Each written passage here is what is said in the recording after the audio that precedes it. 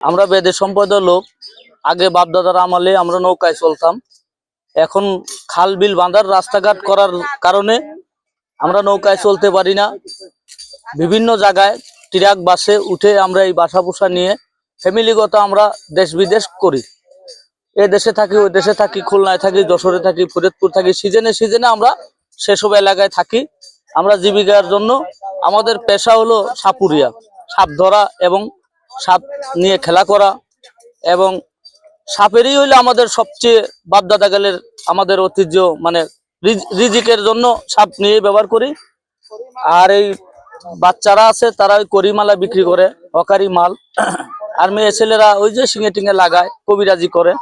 এই দিয়ে আমাদের জীবিকা চলে। এভাবে আমরা চলে যাচ্ছি। আমাদের বাড়ি জন্মস্থান মুন্সিগঞ্জ হইলেও আমাদের পদ্মা নদীর সাইডে বাড়ি ছিল কিছু কিছু লোকের।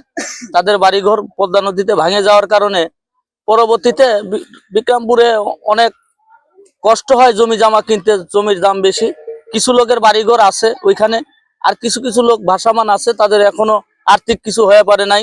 এবং বিভিন্ন জায়গায় বরিশাল, খুলনা যেখানে সুযোগ পাইতেছে জায়গা জমিন করে আবার সরকারি অনুদান যে ওই যে গুচ্ছ গ্রাম কয় এগুলার ভিতরে যাইতেছে। তা আমরা এইভাবে চলে বেড়ে আমাদের বাল বাচ্চা নিয়ে চলতেছি। চলি ওই ডুবরির কাঁচা করি, করে গেলে কারো উঠিয়ে দেই, এই আমাদের ব্যবসা। ডাক্তার বাড়িয়ে আমাকে খাওয়া গেছে ভাই, জায়গায় জায়গায় ডাক্তার ভাই, এমন বাড়ি বাদ ডাক্তার না আছে।